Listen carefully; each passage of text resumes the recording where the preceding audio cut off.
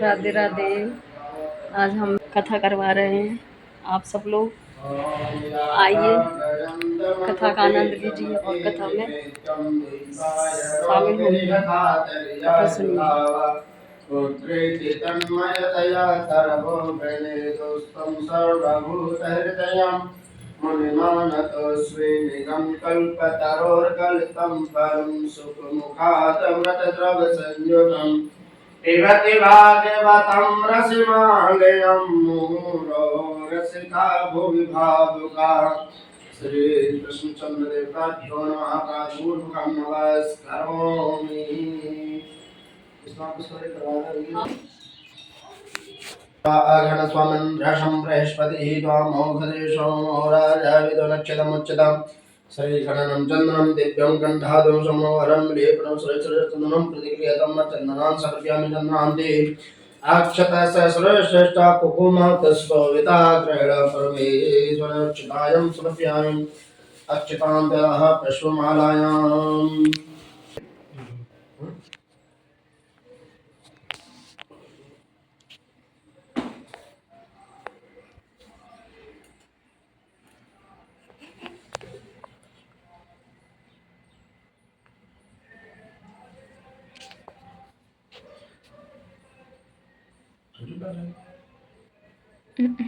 Fix है। मर्यादेन सुगंधिनी मर्यादेन वप्रभो मायहितानि पुष्पाणि पूजातं प्रतिगृह्यतं माम्। पंचदेवेभ्यो नमः। पुष्पहारं समर्पयामि। पुष्पहारं समर्पयामि पुष्पहारान्ते तथा दूर्वं प्राणाः काण्डात् काण्डात् प्रोहन्ति पर्वका प्रसेवानो दूर्वे प्रदनु सहस्रेण च दूर्वान् पुरान् समर्पयामि दूर्वान् पुरान्ते अतः नानाप्रद्रव्याणि समर्पयामि बहिर्भोगप्रसेदवां जायेदं प्रभातमानः सुग्नविश्वनं भवां भवां शंप्रपात विश्वदा नानाप्रद्रव्याणि समर्पयामि। श्री गणेशाङ्काभ्यो नमो नमः। बिल्वपत्रं समर्पयामि। नमो बिल्विने च नमो ब्रह्मणे च पार्वतीन चान्तमसृते द्वन्द्वचरण्य च बिल्वपत्रं समर्पयामि। बिल्वपत्रान्ते यथा धूपदीपवर्चनं चन्द्रमांशं जात चक्षुः सूर्यो जायतो सहस्रद्वादश प्राणसमुखादिर्मजायतां रूपं द्रव्यामि प्रत्यक्षं दीपं दर्शयामि हस्तो पृच्छ्रसानो नमः।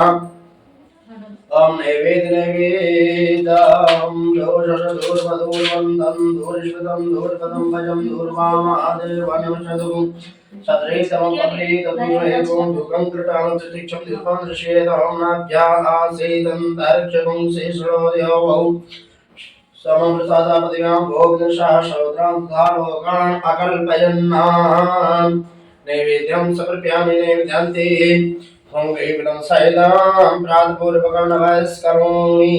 नैवेद्यान्दात्मनिं जलं समर्पयामि। कुछ छोड़ देंगे।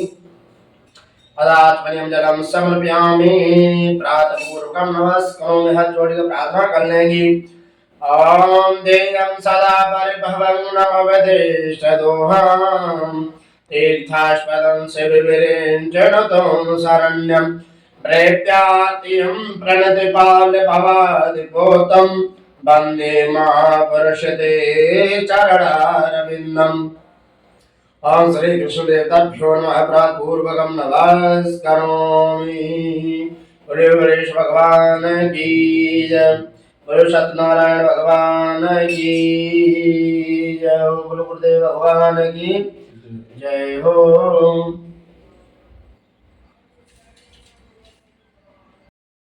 अयायता श्रोत्राजायस्य प्राणस्य मुखा दग्निरयायता कर्पूरगौरं करुणावतारं संसारसारं भुजगेन्द्रहारं सदा वसन्तं हृदयारविन्दे भवां भवानी सहितां नमामि। आराधिकां समर्पयामि। श्री सत्यनारायणदेवताभ्यो नमो नमः।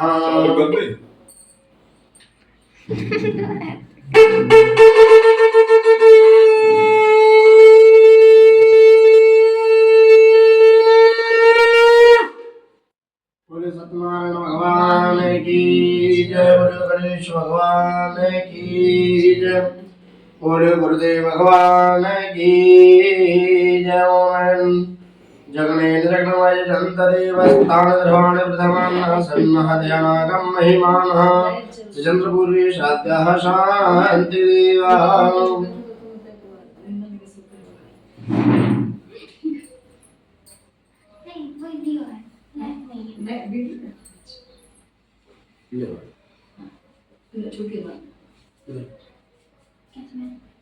सीधा दे। या देवी सर्वभूतेषु दुर्गारूपेण संस्थिता नमस्तस्यै नमस्तस्यै नमस्तस्यै नमो नमः।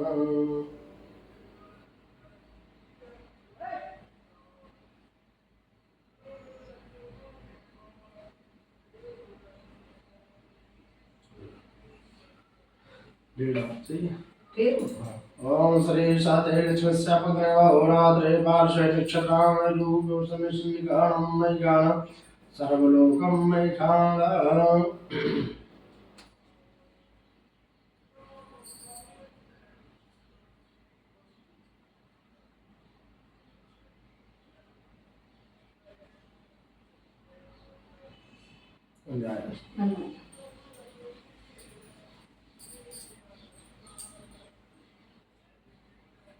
ओम श्री सदे लक्ष्मण होरात्रे पार्श्वे नक्षत्राणि मयिगाण सर्वलोकं मयिखाण।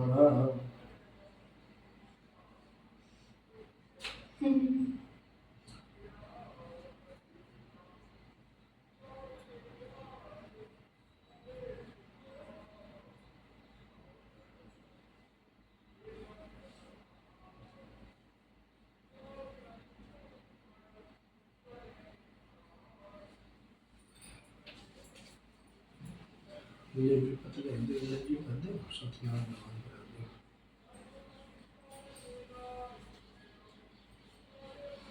ओम नमो गुरुविने चक्रवचिने चलो मर्मणे चवरुते चलो महासरुते चतुर्वेद भाग्यं समर्पयामि बिल्पत्रान्ते समर्पयामि देभ्यो नमः।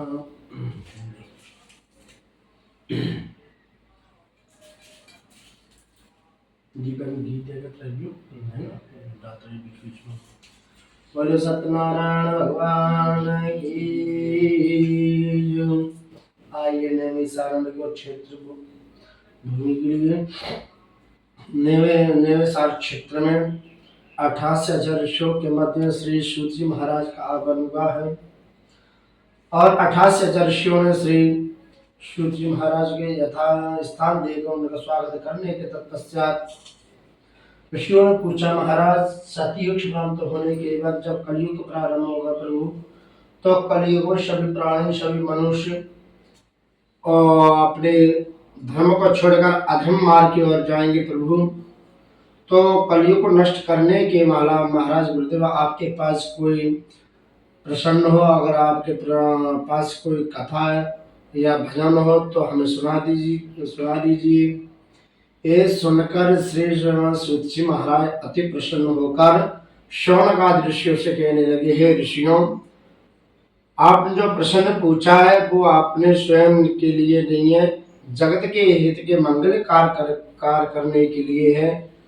आइए हम सुंदर एक कथा सुनाने जा रहा हूं कि आप लोग ध्यान पूर्वक होकर उस कथा को सुनेंगे। श्री सूत जी कहते हैं, शौनकादियों ऋषियों, एक बार की बात है, पूर्व काल की बात है, जब नारद जी भ्रमण करते करते चारों ओर पूर्व पश्चिम उत्तर दक्षिण दिशा में घूमते जब नारद जी पृथ्वी पर संसार में आए तो नारद जी ने क्या देखा, सर्वप्रथम कि संसार के लोग बड़े विचित्र हैं, अपने कर्म के अनुसार दुखी हो रहा है। मनुष्य ना कोई पूजन कर रहा है, ना कोई पाठ कर रहा है, ना कोई भजन कर रहा है, और अपने सदमार्ग को छोड़कर अधर्मार्ग पर जा रहा है। वो अधर्म की प्रवृत्ति होती जा रही है। ऐसे नारद जी ने संसार के जीवों को, मनुष्यों को देखा तो नारद जी और दुखी हो गए। दुखी होकर नारद जी संसार से आगे चले। जब तीर्थों में स्थलों में जाकर देखा कि बड़े बड़े जितने भी संत हैं मठाधीश संत है वो भी अपने कर्म के अनुसार दुखी हो रहे हैं। ना वे तो संत क्या कहते हैं, अपने संध्या बंदन भी नहीं कर रहे हैं और अपने पूजन पाठ भी नहीं कर रहे हैं, झूठ का प्रवचन कह रहे हैं। ऐसे नारद जी ने संतों को देखा तो संत और दुखी हो, नारद जी दुखी होने लगे। संत नारद जी ने क्या देखा कि जो त्यागी आश्रम है, तो किनका आश्रम है कि त्यागी बाबा का, है ना। और देख रहे हैं कि जे क्या कहते हैं, जितने आलीशान मंदिर बने हैं तो किनके हैं, त्यागी बाबाओं का है ना। और जितने का घर में सौर गल्ला भरा मंदिरों में वो उनके हो रहे हैं, ब्रह्मचारी बाबाओं का। ऐसे नारद जी ने संतों को हाल देखा मंदिरों में, हर एक मंदिर में जाकर, तो नारद जी बड़े चित्त हो गए। उनका मन शांत हो गया कि जैसे बड़े बड़े मठाधीश संत जैसे कर रहे हैं तो संसार में क्या होगा। तो नारद जी दुखी होकर वैकुंठ लोक में पहुंचकर भगवान विष्णु को प्रणाम करते हुए नारद जी कहने लगे, हे प्रभु, हे गुरुदेव, संसार को आप चलाने वाले प्रभु और संसार के रचना करने वाले आप ही हैं और संसार को संहार करने वाले ही आप हैं। पर गुरुदेव, आपको होती हुई संसार में दुखी किस बात की महाराज। जहां तक संसार की बात क्या कहें, आपके भक्त हैं जो दिनों रात हरिनाम स्मरण करते रहते हैं, आपका नाम जपते हैं और आपकी जो कथा करते हैं, दूसरे को दृष्टांत देते हैं, वो भी दुखी हो रहे हैं। क्या बात है महाराज, किस कारण से। तो यह सुनकर भगवान विष्णु अति प्रसन्न होकर नारद जी से कहने लगे, हे नारद जी, ये कलयुग के प्रभाव के कारण है और अगर कलयुग जो नष्ट होगा तो ही धर्म का परिवर्तन होगा। तो नारद जी ने सुनकर कहने लगे, महाराज के धर्म और कलयुग किस कारण से ये प्रवृत्ति हुई कलयुग की महाराज, और इस कलयुग को क्यों आपने इसको क्यों नष्ट क्यों नहीं किया, क्या कारण है। ऐसा कलयुग का स्वभाव है, अधर्म की प्रवृत्ति करने वाले को मनुष्य की आसुरी स्वभाव देने वाले का है। तो इस कलयुग का आपको क्यों नष्ट नहीं किया महाराज, क्या बात है। ऐसे प्रसन्न नारद जी ने भक्ति महारानी नारद जी से पूछा, तो महाराज जब राजा परीक्षित सम्राट थे इस पृथ्वी के, उस शासन में कलयुग आ जाता, तो राजा परीक्षित ने इस कलयुग को क्यों रखा, क्यों जगा दे, क्या बात है। तो नारद जी कहते हैं, देखो कलयुग में 1000 अवगुण है, पर के कलयुग में एक गुण है, क्या है, जो सतयुग में, त्रेता में, द्वापर में जो मनुष्य जो संत कठिन तपस्या करके जो फल प्राप्त करते थे, वह कलयुग में शिव नाम संकीर्तन करने से फल प्राप्त होता है। ये राजा परीक्षित ने प्रसन्न होकर इस कलयुग को जगह दे दिए। अब जगह देने के बाद फिर भक्ति महारानी ने पूछा, महाराज वो ठीक है, राजा परीक्षित है, राजा का धर्म है, जो इंसान कितने बड़े पापी हो, अब राजा के शरण में जाते हो, राजा की कर्तव्य होना चाहिए, उस दोषी को छोड़ देना भी चाहिए। ठीक है, राजा ने किया, अच्छा किया, पर ये दुख, कलयुग का दुख भगवान को सहन कर रहे हैं, तो भगवान को चाहे तो कलयुग को नष्ट कर दे। ब्राह्मणों पे अत्याचार हो रहा है, छोटे बालकों पर अत्याचार हो रहा है, धर्मों पर अत्याचार हो रहा है। जितने हमारे सद ग्रंथ हैं, पवित्र नदियां, स्वर्ण अपने अत्याचार हो रहा है, फिर भगवान चुप क्यों बैठे, क्या कारण है। तो भगवान तो कलयुग को भगा से नष्ट कर देते, पर कहा है कलयुग में ये ऐसे ही स्वभाव है। कलयुग का दूसरा भाषण मैंने कलयुग की ऐसे ही स्वभाव है। 4 युग है, 4 पैर है, त्रेता युग है, सतयुग, द्वापर, कलयुग जिस सबसे छोटा भाई है। जैसे स्वभाव सतयुग का था वैसे ही स्वभाव कलयुग में है। अपने अपने भाइयों का स्वभाव अलग अलग है। कलयुग का स्वभाव है धर्म की प्रवृत्ति करना, तो भगवान उसको सहन कर रहे हैं। भगवान की क्षमता नहीं है कि कलयुग को नष्ट कर दे। तो प्रभु नारद जी कहने लगे, महाराज इतनी कथा आप बता रहे तो फिर ये बताओ इसको तोड़ क्या है, कलयुग कैसे नष्ट करें। तो भगवान बड़े प्रसन्न होकर कहने लगे नारद जी से, नारद जी अगर तुम्हें कलयुग को नष्ट करना है तो सर्वप्रथम तुम सत्यनारायण भगवान जी की कथा करो। तो नारद जी झटपट होकर बोले, महाराज ये सत्यनारायण कौन है? आपके मुख से तो हम सत्यनारायण का नाम सुन रहे हैं, मैंने तो ये जाना कि संसार मूल जड़ आप ही है? और आपसे बड़े को और कोई है? जब वो अध्यापक दूसरे अध्यापक वो कर रहे हैं प्रशंसा, तो समझो उस अध्यापक से वो अध्यापक विशेष बड़ा होगा, ज्ञानी हुए, तब उसकी प्रशंसा कर रहे हैं। नहीं तो समझ के पास हर एक प्रकार की तोड़ हर एक इंसान के पास चले जाता है। तो महाराज हमने आपको जाना था, आपको गुरु माने थे, फिर सत्यनारायण कौन है, कहाँ से आए? तो भगवान कहने लगे, देखो कलयुग में मेरा ही दूसरा रूप है। हर एक मनमंत्र में, हर एक व्यास में हमारा रूप अवतरण हुआ है। मैं ही कृष्ण हूँ, मैं ही राम हूँ, मैं ही परशुराम हूँ, है? जितने हमारे अवतरण हुए तो मेरा ही हुआ है। और इस कलयुग में घर घर में जो प्रतिष्ठा हो रही है वो मेरी सत्यनारायण के नाम से हम जाने जाएंगे। तो नारद जी कहने लगे, वो ठीक है सत्यनारायण हम जानेगा, पर इनकी पूजा कैसी होगी महाराज? ना तो हमने धर्म का कहते हैं ग्रंथों में दिया है कि सत्यनारायण भगवान की पूजा कैसे करें, हैं? और इनका नियम भी नहीं पता है हमें। अगर नियम कथा होते तो जितने बड़े शंकराचार्य हैं पहले हमें ऋषि मुनि बता देते कि सत्यनारायण भगवान का अवतार हो, उनकी ऐसी कथा है, ऐसे नियम हो। तुम्हारे नियम भी नहीं पता हमें। तो भगवान कहने लगे, अगर नियम को आपको जानना है तो सर्वप्रथम एक ब्राह्मण के सहयोग से भगवान सत्यनारायण जी का व्रत और पूजा करना चाहिए, कथा करवाना चाहिए।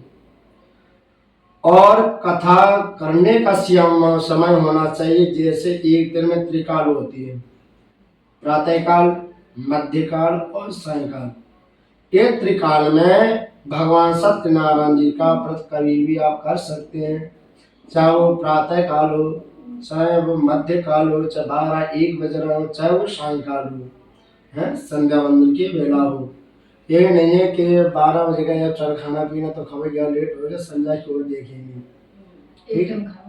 नहीं, एक बात कह रहे जैसे कि 12 बजे गए पंडित जी लेट है गए, अथवा 12 बजे में याद आ गया भगवान सत्यनारायण जी का व्रत करने के लिए, कथा करवाने के लिए, तो ये नहीं है कि हम संध्या को कर लें, चलो अभी 12 बज रहा है आराम कर लें। एक बात कह रहा हूँ उदाहरण के तौर पे, जब भगवान की याद आवे, चाहे 12 बज रहा है, चाहे 2 बज रहा है, चाहे 3 बज रहा है, तभी उसी समय भगवान की पूजन की तैयारी करना चाहिए, पूजन प्रारंभ करना चाहिए। चाहे वो सायंकाल हो, चाहे संध्या में बदल वेला हो, कहते नहीं कि संध्या वेला में भगवान का पूजन नहीं करते, भजन करना चाहिए, फलाना करना चाहिए, है ना? संध्या वेला में ओनली 4 चीज नहीं करना चाहिए, आहार, मैथुन और भोजन, है ना?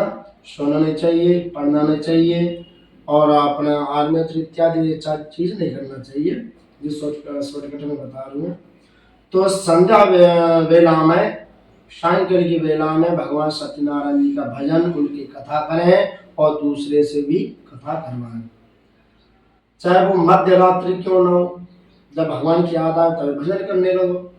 पत्रम पुष्पम फलम, तो या आपके पास पत्र हो या ना हो, लेकिन भगवान नाम संकीर्तन तो नाम है, ये याद है? वही करने लगो। तो नारायण भगवान कह रहे हैं नारद जी से कि त्रिकाल में भगवान सत्यदेव जी का पूजन आप कभी भी कर सकते हैं। तो नारद जी कहने लगे, महाराज तो इनका प्रसाद क्या होना चाहिए? प्रसाद भी तो होना चाहिए, आप पूजा कैसे करें? तो भगवान कहने लगे कि पके केले, शक्कर, घी, दूध, गेहूं का आटा लेना चाहिए। यदि गेहूं का आटा उपलब्ध न हो तो चावल का चूर्ण लेकर भगवान की पूजा करना चाहिए, प्रसाद बनाना चाहिए। और भगवान सत्यदेव जी को प्रसाद को आप अर्पण करके और कथा सुननी चाहिए। जब कथा समाप्त हो जाए तो उस आचार्य को, उस पंडित जी को प्रसन्न होकर भोजन कराने और दक्षिणा देकर उनको वहां से विदा करना चाहिए। हाँ, और उसके तत्पश्चात स्वयं जो करता है, जो सत्यनारायण भगवान जी का व्रत या कथा करवाता है, उसको भी प्रसाद को ग्रहण करना चाहिए। कभी कभी जल्दी में ये हो जाता है कि बाहर को प्रसाद पहले बांटे आएंगे और यथागत भंडार जो खाली है जाता ठाड़े रह जाते हैं, प्रसाद को पहले निकाल के धल्ले सो अपने कार्य फिर समण को बांट दे। कभी कभी ऐसा होता है प्रसाद बचा भी जाता है, खब नहीं पाता है, और कभी कभी इतनी जनता हो जाती है प्रसाद कम बच जाता है। तो ऐसे ही प्रसाद को स्वयं पहले भगवान सत्यनारायण जी का चरणों तक रखना चाहिए, तो उसको वितरण करना चाहिए। स्वयं जो करता है उसको भी भगवान सत्यदेव जी का प्रसाद को स्वीकार करना चाहिए। और जिस स्थान पर भगवान सत्यदेव जी का पूजन पाठ व्रत हो रहा है उस स्थान पर बैठकर रात्रि भर जागरण करना चाहिए, संकीर्तन करना चाहिए। पर आजकल समय किसी पे नहीं है। एक घड़ी आदि में पुण्यात जितना नाम भगवान का संकीर्तन है स्वयं करना चाहिए वहां बैठ कर, चाहे पूजा पाठ के समय करो चाहे वो रात्रि भर करो। और दूसरे दिन प्रातः काल होते घन सने सने भगवान को प्रणाम करते हुए अपने घर को प्रस्थान करें। इस प्रकार भगवान विष्णु जी ने नारद जी को कथा सुनाई तो नारद जी का मन प्रसन्न हो गया और जय जयकार लगाने लगे। भगवान को प्रणाम करते हुए नारद जी दोबारा इस मृत्यु लोक पर आए और इस मृत्यु लोक पर आकर नारद जी ने अपनी कथा प्रारंभ करने के लिए एक बड़ वृक्ष के नीचे बैठ गए जाकर। जब नारद जी ने कथा प्रारंभ करी, 1-2 दिन हो गए, 8-10 1-2-4 महीना हो गए कथा करते करते उसी स्थान पर, तो उस संसार के वासी देखने लगी कि साधु संत बाबा ढोंगी बाबा क्या कर रहे हैं। अगर अपने नगर में मोहल्ला में कोई 2-4 ना कहे बाबा बैठ जाए तो आंखें होने लगे थे समझने की बाबा कैसे बैठे, देखिए लगा कर क्यों, है ना।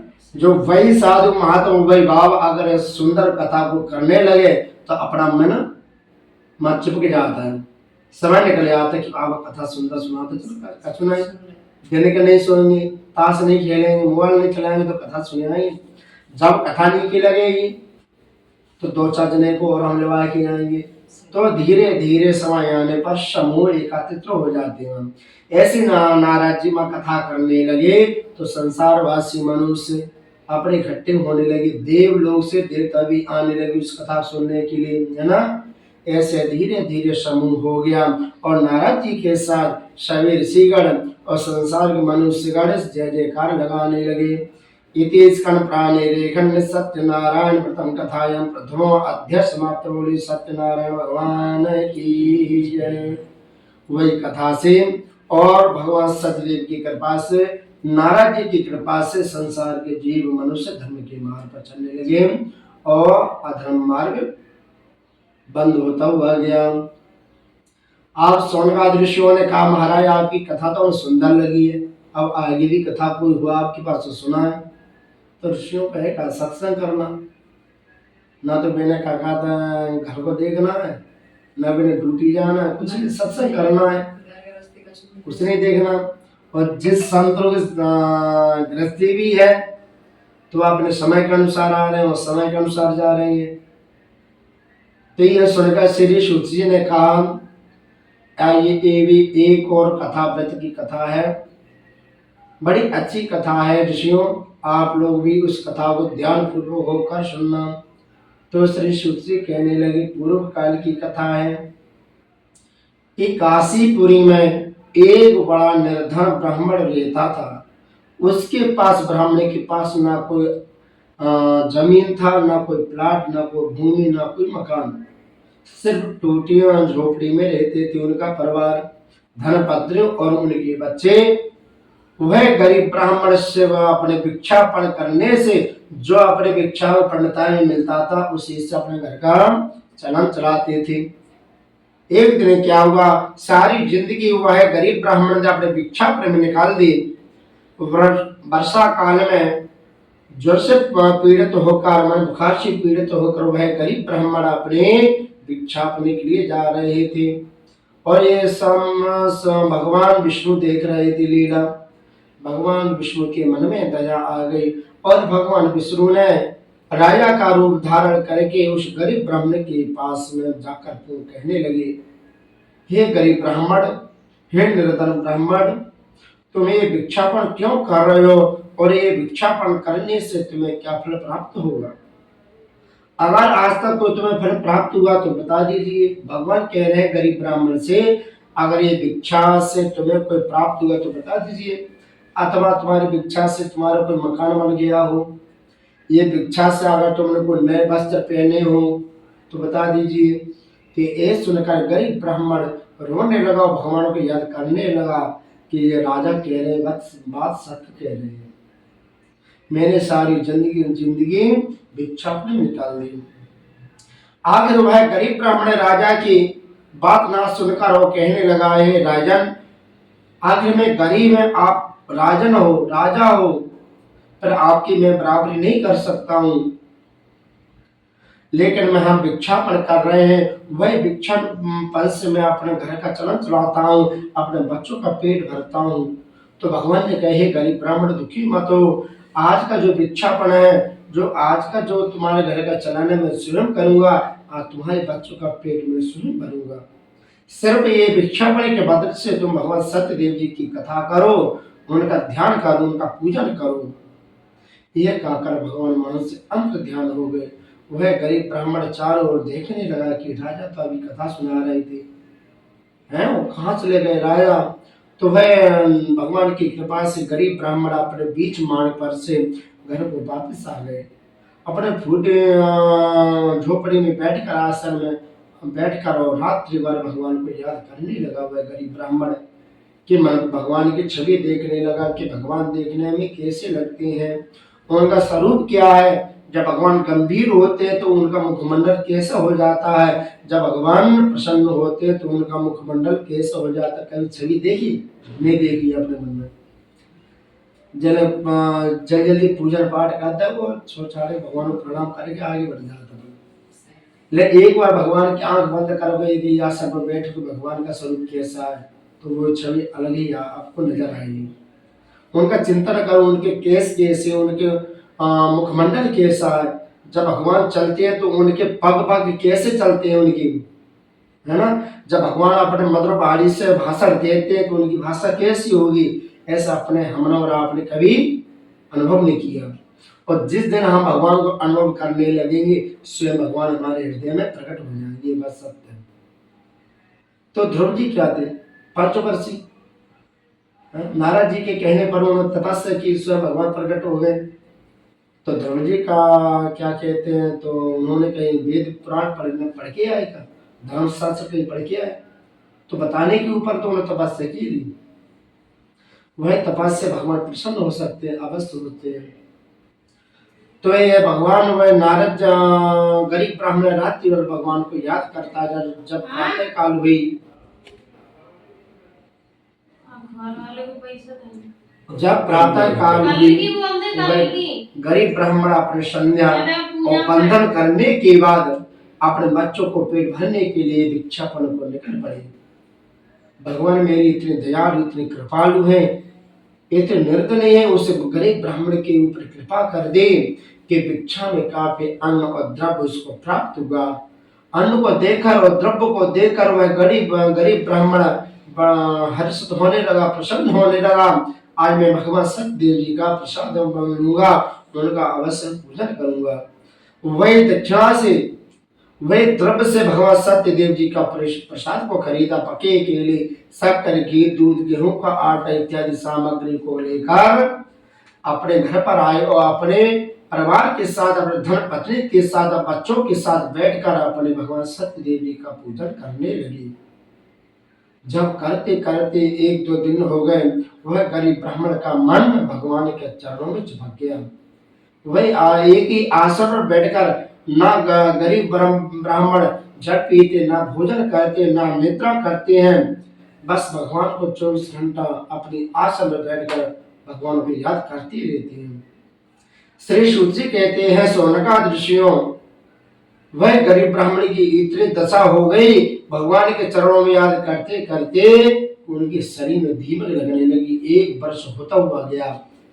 जैसे ही समय निकट आया 1 वर्ष का, भगवान ने स्वयं अपना साक्षात दर्शन दिए और कहा, गरीब ब्राह्मण तुम्हारी तपस्या पूर्ण है, अपनी आंखें खोलो। जैसे गरीब ब्राह्मण ने भगवान की आवाज सुनी और स्वयं जैसी आंख खोला, भगवान के दर्शन पाए।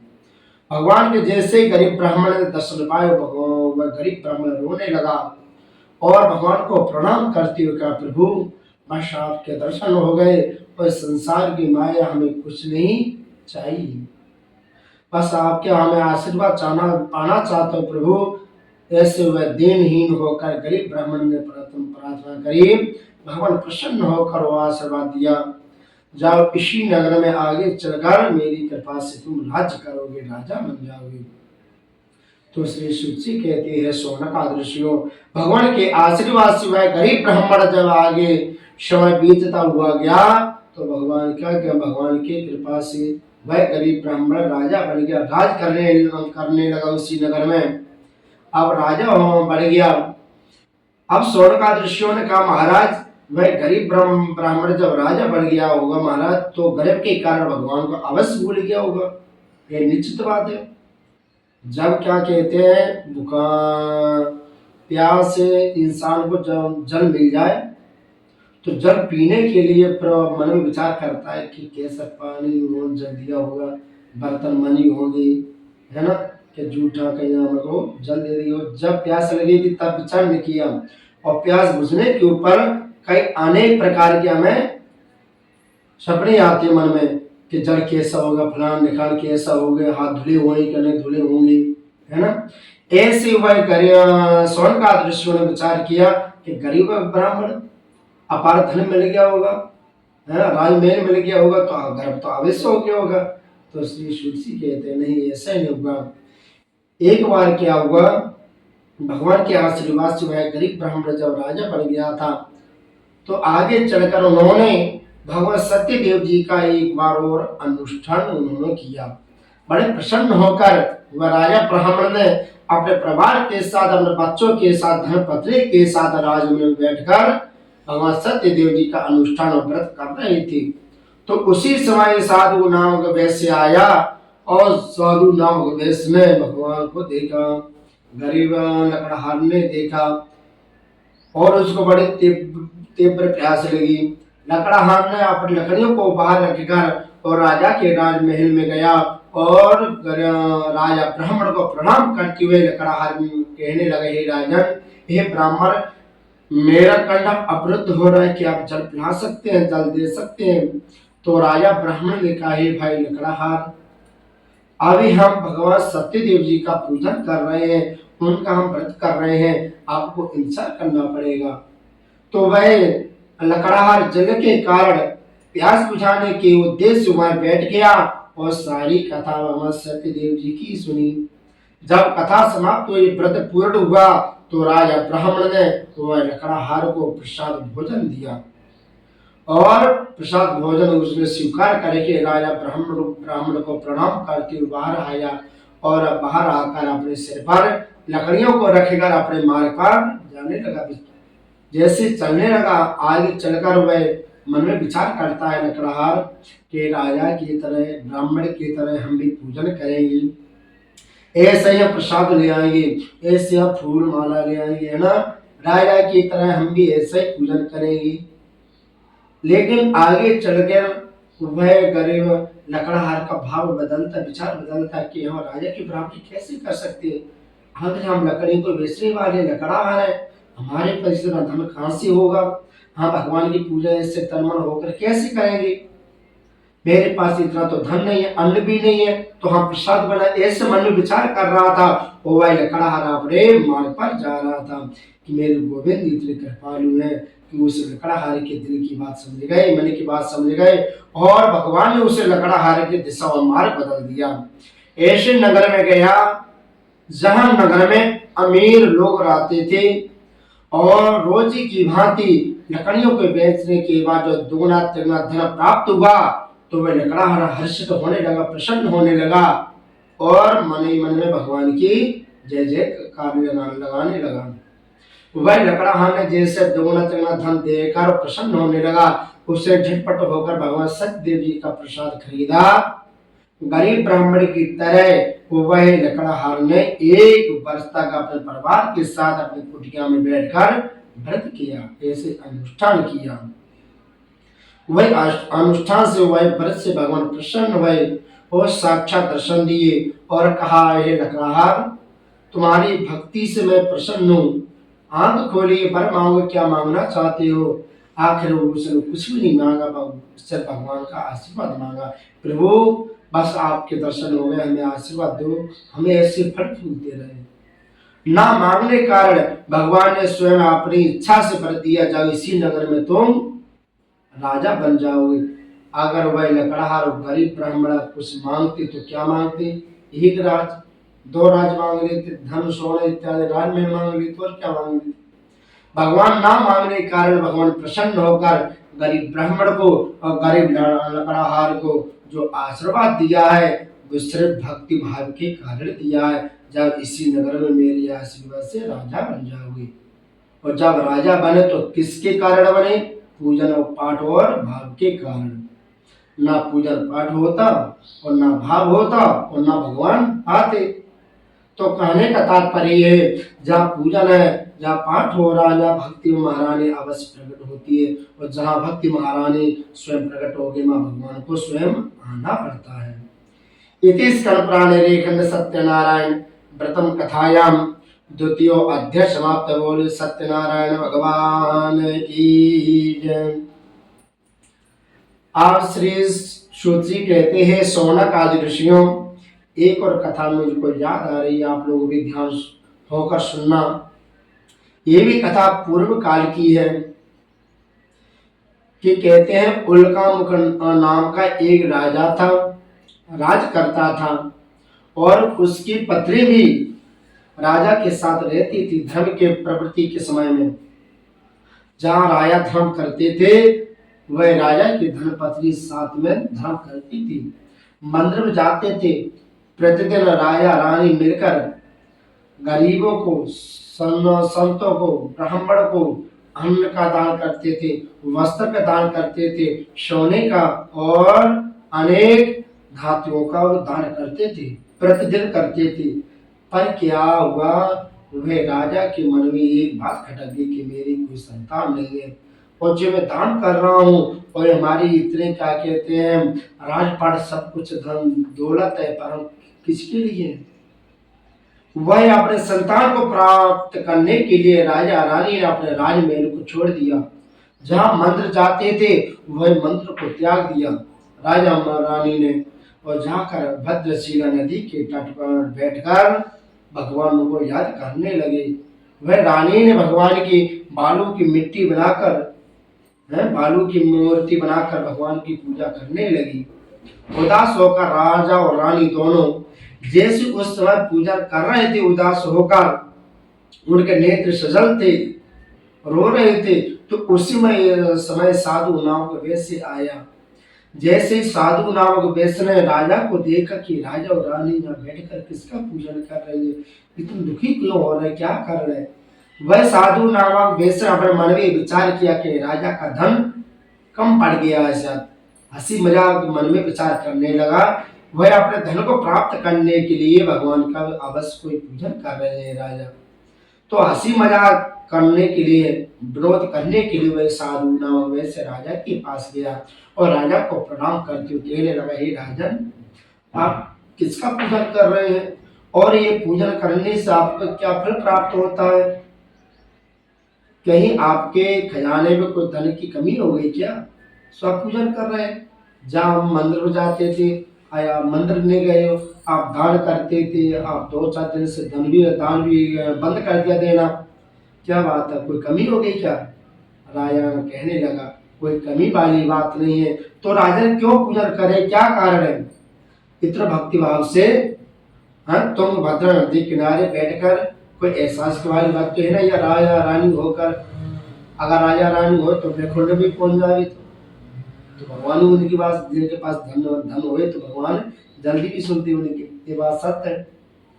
तो राजा अपना बैठ कर किसका पूजन क्यों करे, क्या कारण है? तो राजा ने भगवान को याद करती हुई और साधु नामक वैश्य से कहा, हे वैश्य, ना कि हम धन के लिए पूजन कर रहे हैं और ना कि हम अपने धन को प्रवृत्ति करने के लिए पूजन कर रहे हैं, हम जो पूजन कर रहे हैं अब अपनी संतान को प्राप्त करने के लिए पूजन कर रहे हैं। तो साधु नामक वैश्य कहने लगा, कहीं राजन आप पागल हो गए क्या? कहीं ये बालू की मिट्टी के सत्यनारायण भगवान के विष्णु जी की मूर्ति का पूजन करने से संतान प्राप्त होती है? मैंने तो ये जाना कि राजा बड़े पढ़े लिखे हैं, विद्वान हैं, पर राजा आप तो मूर्ख हो। मूर्ति की पूजा करने से की संतान प्राप्त होती है। चलो ठीक है राजा, हम आपकी ज्यादा मोहर लगेंगे तो आप आज्ञा दे दोगे, बंदी गृह में डलवा दोगे, इसलिए जो आप कह रहे बात साथ है। लेकिन ये बता संसार के दुखी क्यों इंसान है? वह संसार के जो मनुष्य हैं, भगवान के भक्त हैं, उनके वो इंसान क्यों नहीं संतान है, उनके संतान क्यों नहीं हो रही है? तो ये सुनकर राजा बड़े चकित हुआ, बात तो सत्य है। और भगवान को याद करते हुए राजा ने भक्ति भाव से भगवान को प्रणाम करते हुए बड़े भाव से साधु नाम से कहे वैसे देखिए संसार के जो मनुष्य हैं, जो भगवान के भक्त हैं, वे अपने कर्म के अनुसार दुखी होते हैं, ना कि भगवान और ना कि विष्णु है, और ना सत्यनारायण भगवान अपने भक्तों को कभी निराश नहीं करते हैं। जो दुखी होते हैं वे अपने कर्म के अनुसार दुखी होते हैं। ऐसे सुंदर भाव से राजा ने साधु नामक वैश्य को कथा सुनाई। एक कथा सुनकर साधु नामक वैश्य ने राजा को प्रणाम करते हुए जैसे अपने घर पर पहुंचा, घर पहुंचकर अपने धर्म पत्नी लीलावती से कहा, ये प्रिय, मैंने आजकल ये सुना कि भगवान इतने शक्तिशाली हो गए कि संतान प्राप्त करने लगे। चलो ठीक, भगवान इतने शक्तिशाली है तो हमारी कोई संतान नहीं है। मैं आज से संकल्प कर रहा हूं, अगर भगवान हमारे कोई संतान को प्राप्त कर दे तो उनका हम पूजन करेंगे, अथवा आज से हम उनका पूजन नहीं करेंगे, है ना। जब राजा पूजन कर रहा था तो किसी भाव से तो पूजन कर रहे होंगे। वही भाव लेकर वह साधु नामक वैसे अपने धर्म पत्नी के सामने संकल्प कर रहे हैं कि जब संतान प्राप्त हो जाए तो हम भगवान का पूजन करेंगे। तो वह का संकल्प लेकर अपने परिवार के साथ, अपने धर्म पत्नी के साथ एक दिन रुककर दूसरे दिन अपने काम के लिए, नौकरी के लिए निकल गए। जब वह धर्म पत्नी लीलावती ने संकल्प देकर मेरे पति के स्वामी के कारण और संतान के कारण मेरे स्वामी ने संकल्प करा है तो अवश्य हमारी संतान प्राप्त होगी, क्योंकि साधु नामक वैश्य इतनी जल्दी कोई संकल्प नहीं करते हैं और भगवान की इतनी जल्दी शक्ति भी प्राप्त नहीं करते हैं। तो भगवान को आराधना करने लगी वह लीलावती और मिट्टी की मूर्ति बनाकर अपने घर में बैठकर चौक प्रवाह कर अपने घर में मूर्ति रखकर भगवान की याद करने लगी, पूजन करने लगी लीलावती। और मन में विचार कर रही है, हे स्वामी, हे गुरुदेव, अगर आपने हमारे संकल्प को पूर्ण नहीं किया तो हमारी आपका संकल्प पूर्ण हुआ महाराज तो आपका वचन क्या रहेगा महाराज, और संसार में आपकी प्रतिष्ठा नहीं होगी। हमारे पति हर एक जगह आपका उपहास उड़ाएंगे। हमें संतान वाली बात नहीं है, सिर्फ हमारे जो पति हैं उन्हें आप अपने दास बना लो, हमारी इच्छा पूर्ण करो। ऐश्वर्य लीलावती भगवान से आराधना करने लगी।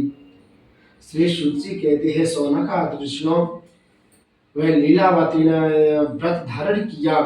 समय आने पर भगवान प्रसन्न हो गए और समय आने पर वह लीलावती गर्भवती हो गई और 10वें माह में उसे एक कन्या को जन्म दिया। उस कन्या का नाम कलावती रखा गया।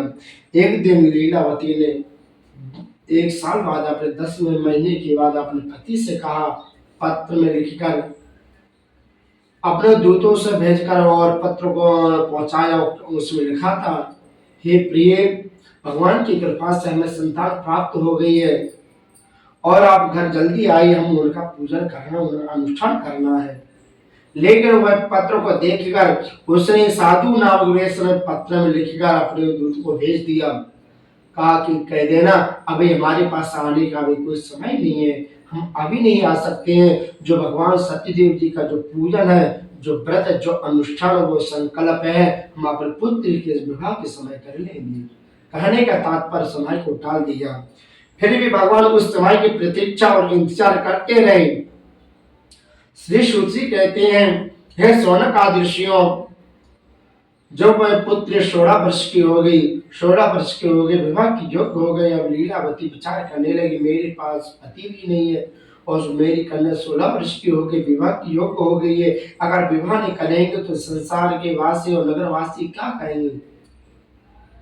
तो वह विवाह करने के लिए वह लीलावती ने 16 वर्ष के बाद अपने पति को, अपने सेवक को लेकर वह पत्र पहुंचाया और कहा, मैंने हमारी कन्या 16 वर्ष को विवाह की योग्य हो गई। जैसे ही साधु नामक वैश्य ने यह पत्र को देखा 16 वर्ष के बाद कि मेरी पुत्री विवाह की योग्य हो गई है, तो जहां काम करते थे वहां से वैश्य का पुत्र अपने साथ ले आए और 16 वर्ष के बाद अपने पुत्र के साथ धूमधाम से विवाह किया, संपन्न किया।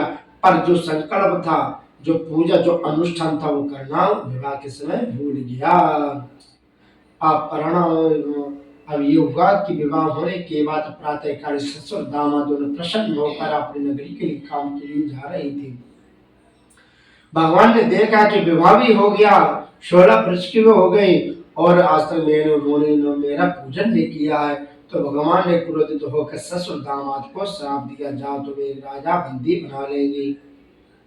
ऐसा भगवान ने आशीर्वाद दिया।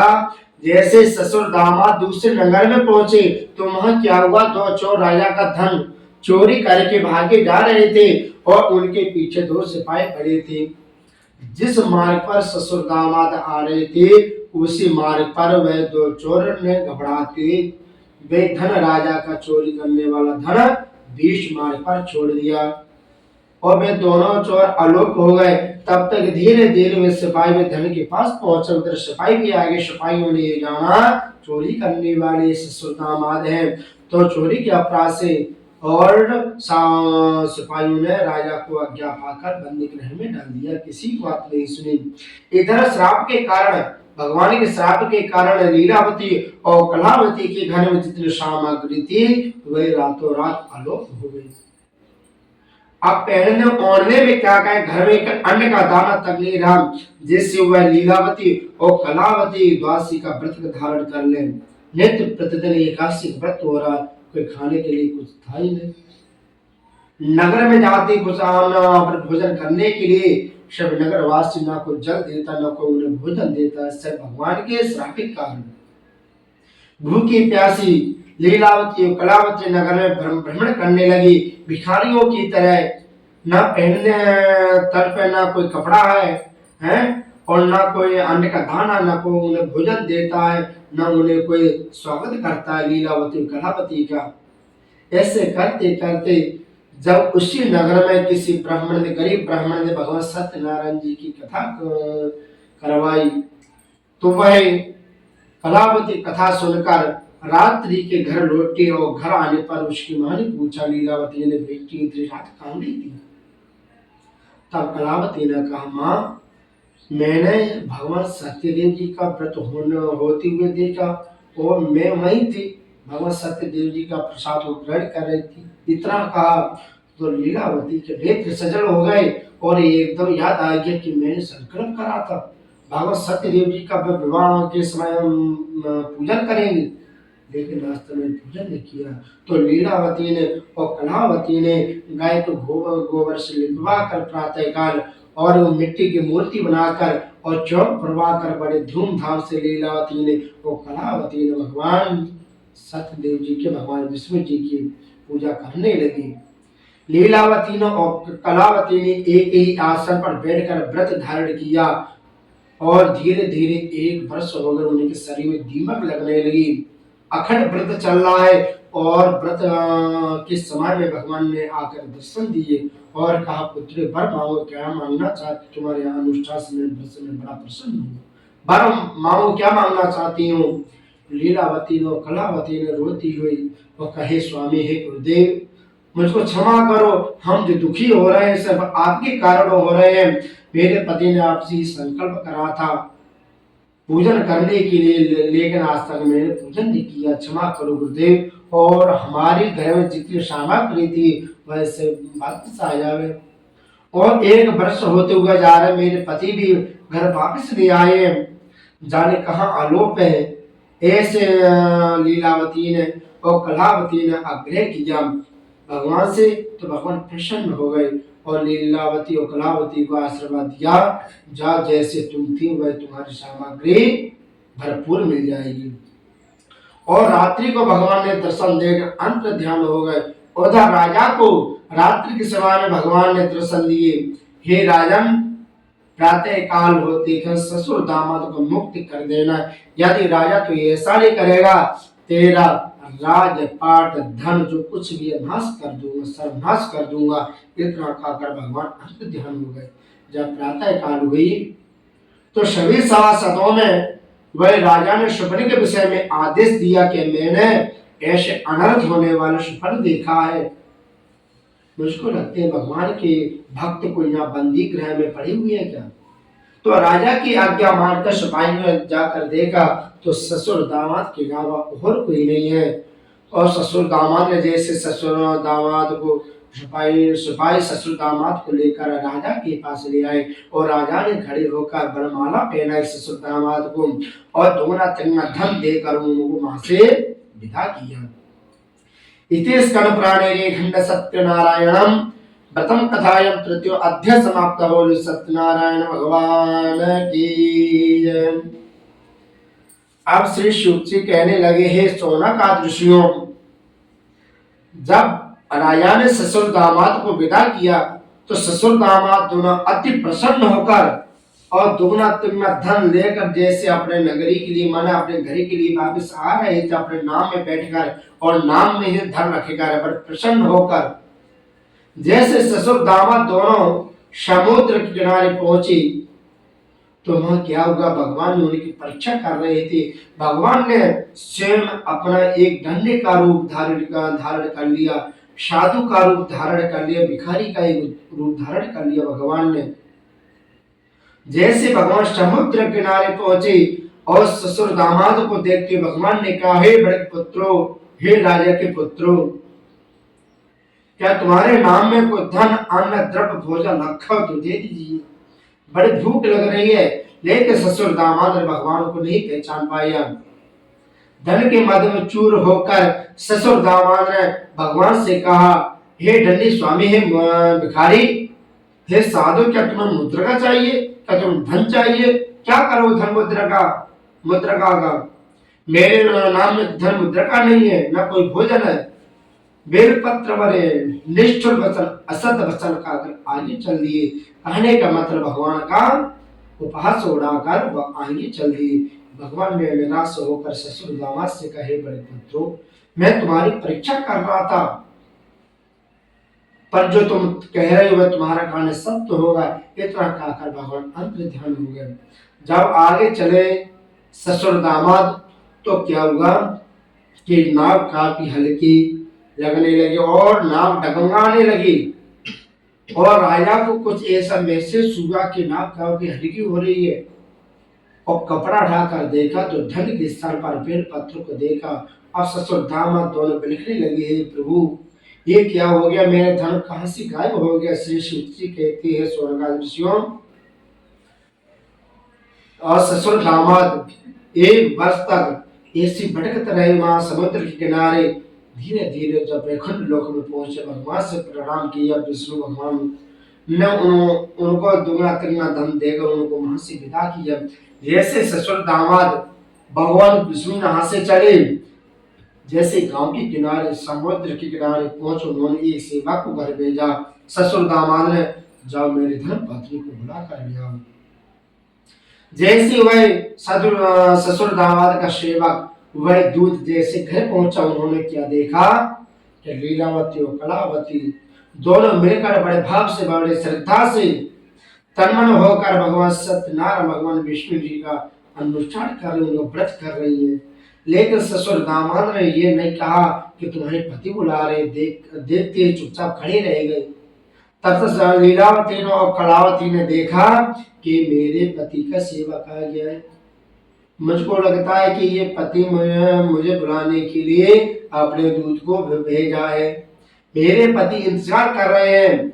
एक लीलावती ने और कलावती ने विचार किया मन में, तो अपने पतियों के खुशी के कारण लीलावती ने और कलावती ने भगवान सत्यनारायण जी का जो व्रत कर रही थी वही छोड़ दिया है। और चावल हाथ में जो फूल रही थी वो सब छोड़कर और बिना प्रणाम को बिना आशीर्वाद के भगवान को लेकर जैसे समुद्र के किनारे गांव के किनारे पहुंचे, अपने पतियों को देखती और रोने लगी। जैसे लीलावती और कलावती अपने पतियों के पास जाना चाहती थी, तब तक क्या हुआ कि भगवान क्रोधित हो गए। और लीलावती और कलावती की आंखों के सामने ससुर और दामाद और नाव सहित जितना धन था वो सब जल में डूब गया। आंखों को देखते देखते अब लीलावती और कलावती दोनों बिलखने लगे, हे प्रभु ये क्या हो गया, मेरे पति कहाँ चले गए और मेरे नाव थी कहाँ चली गई। दोनों बिलखने लगे, सिर पटने लगे, प्रभु क्षमा करो, अब क्या अपराध हो गया है। तब श्री सूची कहते हैं, सोन आदि ऋषियों, ऐसी लीलावती कलावती दोनों मिलकर रही समुद्र के किनारे। भगवान के मन में दया आ गई और उनको भविष्यवाणी सुनाई। हे पुत्रियों, तूने अपने पतियों की खुशी के कारण मेरा व्रत, मेरा पूजन, मेरा संकल्प, मेरा श्रेय को छोड़ा, ये तुम्हारा अपराध है। जब तक मेरा व्रत को पूर्ण नहीं करोगी, मेरा अनुष्ठान को पूर्ण नहीं करोगी, तब तक तुम्हारे पति मिलने वाले नहीं है। ऐसे भविष्यवाणी को सुनी लीलावती और कलावती ने, और जैसे लीलावती कलावती अपने सायंकाल घर को पहुंची, जैसे तैसे लीलावती ने और कलावती ने अपने रात्रि को समय व्यतीत किया। प्रातःकाल लीलावती ने और कलावती ने फिर से गाय को गोबर से घर को पवित्र करवाकर चौक परवाकर मिट्टी की मूर्ति बनाकर भगवान की फिर से पूजा प्रारंभ कर दी। अब लीलावती और कलावती ने दोनों ने अपने अनुष्ठान प्रारंभ कर दिया और व्रत को करते करते सायंकाल हो गई। संध्या वेला में अपने व्रत को पूर्ण किया लीलावती ने और कलावती ने। दूसरे दिन वो भगवान को प्रणाम करती हुई, भगवान का चरणों तक ग्रहण करती हुई, भगवान को क्षमा मांगती हुई, जैसे डरती हुई लीलावती और कलावती समुद्र किनारे पहुंची। अपनी पत्नियों को देखती हुई चरण स्पर्श करने लगी और रोने लगी, कहने लगी, हे स्वामी, आज आपने संकल्प न करा होता तो हम और आप दुख नहीं भोगते। आपने संकल्प करा है कि हमारी कोई संतान हो जाए तो हम पूजा करेंगे। भगवान की परीक्षा आपने की थी, पर आज तक आपने संकल्प को पूर्ण नहीं किया है, इसलिए हम और आप दोनों ने दुख भोग रहे हैं।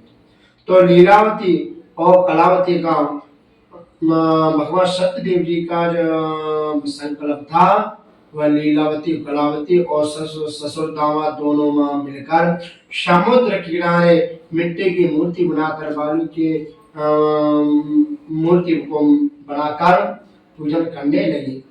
जैसे पूजन को पूर्ण किया, भगवान प्रसन्न होकर अपने विमान लेकर आए और ससुर दामाद को लीलावती और कलावती को अपने विमान में बैठा कर साफ धाम को चल पड़े। इतिस कर प्राणी रेखंड सत्यनारायण प्रथम कथायाम चतुर्थो अध्याय समाप्त। बोले सत्यनारायण भगवान की जय। आप श्री सूची कहते हैं, सोना का दृश्य एक और व्रत कथा है, उसको भी सुन लो बड़े प्रेम से, बड़े ध्यान से, उसके बाद अपने बाड़ी को विराम देंगे। कहने लगे, एक राजा था, उसका नाम था तुंगध्वज राजा। वह राजा अपने नगर वासियों को पालता था, अपने प्रजा को पालते थे, जैसे कोई इंसान अपने घर को पालता, अपने संतान को पालता, वैसे और सभी नगरवासी उस राजा से अति प्रसन्न रहते थे। एक दिन क्या हुआ, वह तुंगध्वज राजा अपने मंत्रियों के साथ, अपने सेवक के साथ शिकार खेलने के लिए वन में गया। शिकार खेलते खेलते सायंकाल हो गया और वह सायंकाल संध्या वेला में जिस मार्ग पर वह राजा तुंगध्वज वापिस आ रहे थे अपने नगरी के लिए, उसी नगर के छोटे छोटे गोप वाले बच्चे उसी मार्ग पर भगवान सत्यदेव जी का व्रत पूजा कर रहे थे। पर राजा ने देख लिया भगवान का व्रत हो रहा है ना, भगवान को भी प्रणाम किया गर्व के कारण, और छोटे छोटे बच्चे जो पूजा कर रहे थे और राजा को देख लिया कि राजा अपने घर के लिए नगर के लिए जा रहे हैं, तो राजा को देखते हुए बड़े प्रसन्न होकर और पीछे दौड़ लगा दी। बच्चों ने कहा, राजन भगवान प्रसाद को भेंट तो करो, भगवान प्रसाद को लेकर तो जाओ। ऐसे हर्षित होकर बच्चे दौड़ते हुए राजा के पास पहुंचे प्रसाद को लेकर, लेकिन वह राजा गर्भ के कारण होकर वह प्रसाद को लेकर फेंक दिया। जैसे राजा ने प्रसाद को फेंका, वह राजा के तुरंत 100 पुत्र नष्ट हो गए। और जैसे वह राजा अपने नगर में पहुंचा, राजपाट सब कुछ विध्वंस हो चुका था। अब राजा दुख प्रचार करना पड़ा, दुख करने लगा। आज हम बच्चों का प्रसाद को ग्रहण कर लेते तो हमारे 100 संतान प्राप्त होती, नगर पाठ सब कुछ बच जाता। जिस सर्वभक्त प्रसाद को त्यागने के कारण जय के कैसा भी प्रसाद मिले उसको प्रसाद को स्वीकार करो। कितने भी जल्दी में भगवान को भी प्रणाम करो, कभी अपने भूल जाते हैं, चले यार प्रणाम नहीं करते, तो उसके ना भगवान को प्रणाम के कारण और प्रसाद को छोड़ने के कारण राजा को बड़ा दुख हुआ। वही राजा ने अपना दुख का पश्चात करना पड़ा और धीरे धीरे अपने शरीर को छोड़ा और शंभु मनु का रूप रखा अपने कलयुग में। उन्होंने राजा ने शंभु मनु का रूप रखने के बाद अपने सर्वप्रथम यज्ञ का वह यज्ञ से अपने स्वपुत्र को पुनः जीवित किया। और श्री सूत जी कहते हैं शौनकादि ऋषियों, इस कलयुग में भगवान सत्यनारायण और भगवान विष्णु अपने भक्तों को सुख पहुंचाते, उन्हें दर्शन देते हैं। कोई उन्हें काल कहते हो, कोई महाकाल कहते हो, बाकी बिहारी कहते, रामचंद्र कहते, कृष्ण कहते, अनेक रूप धारण करके भगवान अपने भक्तों को सुख पहुंचाते हैं, पर वह भक्त भगवान को नहीं पहचान पाते। और फिर भी इस कलयुग में भगवान विष्णु ने अपने भक्तों के कारण भगवान सत्यदेव जी का रूप धारण किया है। श्री सूची कहते हैं शौनकादि ऋषियों, इस कलयुग में जो मनुष्य भक्ति भाव से अपने घर में बैठकर भगवान सत्यदेव जी का अनुष्ठान व्रत करेगा, कथा करेगा अथवा दूसरे से व्रत को करवाएगा, तो उसके घर में भगवान सत्यदेव जी की कृपा से धन धान्य की प्राप्ति होती रहिए और सुख समृद्धि की प्राप्ति होती रहिए और स्वयं उसके घर में भगवान विष्णु जी का आगमन प्राप्त होता रहेगा और भगवान विष्णु जी का जहाँ आशीर्वाद प्राप्त होता रहेगा वह घर में गृहिणी होती है, धाम बन जाता है ना। जहाँ भगवान स्वयं भगवान विष्णु और सत्यनारायण जी का जहाँ आगमन होता है वह घर धाम बन जाता है। और जहाँ धाम है वहाँ भक्ति प्राप्त होती रहेगी और तन्मय होकर भगवान सत्यदेव जी का पूजन करते रहेंगे और दूसरे से भी करवाएंगे। जय जय श्री सत्यनारायण व्रतम कथायाम पंचमो अध्याय समाप्त। बोले सत्यनारायण भगवान की जय, बोले विष्णु भगवान की जय, बोले सतगुरुदेव भगवान की जय।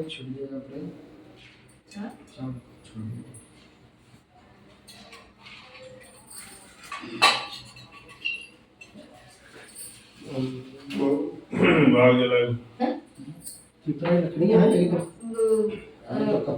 लकड़ी के नारियल दूध रखी नहीं का तुलसी कल लको हुआ का तुलसी में हवन जो जलाया चाहिए को बार नहीं जलाया चाहिए है तुलसी जलाते हैं। अच्छा तुलसी की माला होती है, माला पहनते हैं जाति वास को आजकल वो नहीं करते हैं कि तुलसी बोरी में लपेट के फिर बाकी दिए ये वो करने लगा नहीं कसो है यार बहुत अधूरी करने लगे जी जी पिंड हां ये पिंड जे कर लगे तुलसी चढ़ाई धुल जाती है। हां वही तो बस सराय देते हां सराय दे दे कपूर हो गयो ना उन्हीं को तुलसी कपूर का की लगा तो माला बनाए ले माला पहले जाती तुलसी की ना रुद्राक्ष जलाया जाता है और ना तुलसी जलाई जाती है। रुद्राक्ष हां बस बस बोल और वो काम रख दी थी हां हां धूप निकाल ली थी निकाल ली हां रजीत है जब दूध थोड़े काट के घी डाल दो मिलने ना ये से रात में चीनी है मगर मैं वो है काका वो डरी है हां मिश्री हां बोलो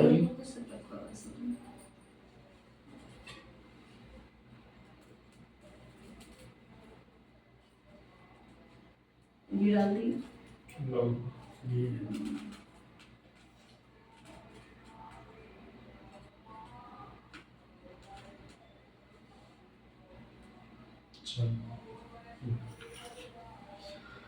ओम श्री महागणाधिपतये नमः स्वाहा। ओम लक्ष्मी नारायणाभ्याम नमः स्वाहा। उमा महेश्वराभ्यां नमः स्वाहा ओम भाड़ीरणगर्भाभ्यां नमः स्वाहा ओम सचिवरंध्राभ्यां नमः स्वाहा मातृपितृचरणकमलेभ्यो नमः स्वाहा ओम इष्टदेवताभ्यो नमः स्वाहा ओम कुलदेवताभ्यो नमः स्वाहा स्थान देवताभ्यो नमः स्वाहा सर्वेभ्यो देवीभ्यो नमः स्वाहा सर्वेभ्यो ब्राह्मणेभ्यो नमः स्वाहा ओम इदं सूर्याय नमः स्वाहा ओम चंद्रमाय नमः स्वाहा ओम भौमाय नमः स्वाहा ओम बुधाय नमः स्वाहा ओम बृहस्पताय नमः स्वाहा ओम शुक्राय नमः स्वाहा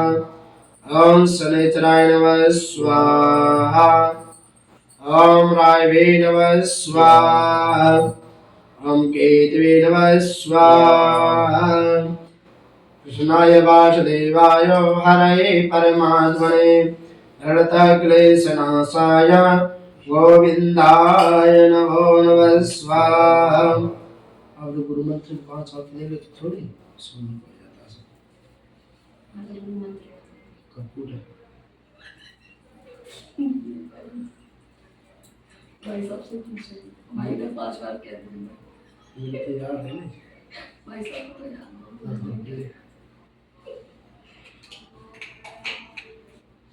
ये श्रावण तुम समझ रहे थे बोले ले हरि ओम सहस्रशीर्षा पुरुषा सहस्राक्ष सहस्रपादा सबूलगुं सर्वतस्पृहत्यतिष्ठदशाङ्गुलम् ओम मानस्तो गेदनयमान आयुधिमानो गोखमानो अश्वे घोरीरेगा नानो वीराण द्रवाविनो बलेर्घ्य सदामि त्ववामहे ओम श्री सत्यनारायण देवताभ्यो नमः पूर्णाहुति नमः स्वाहा।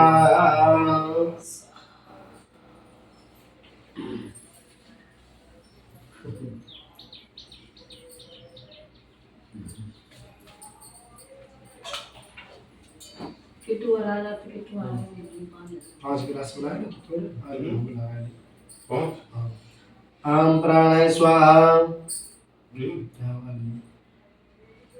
ओम अपायन स्वाहा ओम ज्ञाने स्वाहा ओम उदायने स्वाहा ओम समाय स्वाहा। ये गंताज मंडी 5 मिनट बाद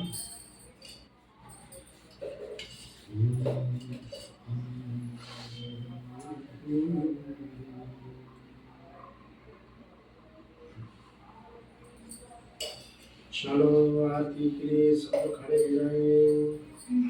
थाली को वो जला नहीं तो धूप जला जला दो जला दो आगे हो गया वो रखी छोटी ऊपर डब्बे में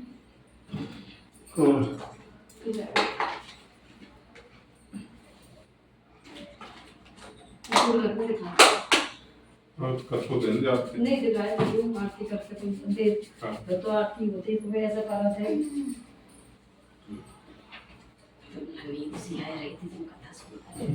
कौन है कितनी हाँ। कथा सुनाई आपने? 5 हुई हैं। 5 चलो आरती सब लोग कर रहे हैं हैं आरती सब लोग कर रहे हैं।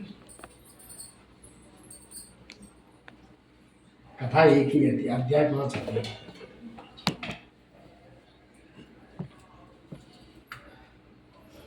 भाई को एक तोड़ बोड़ निकाल क्या हरि ओम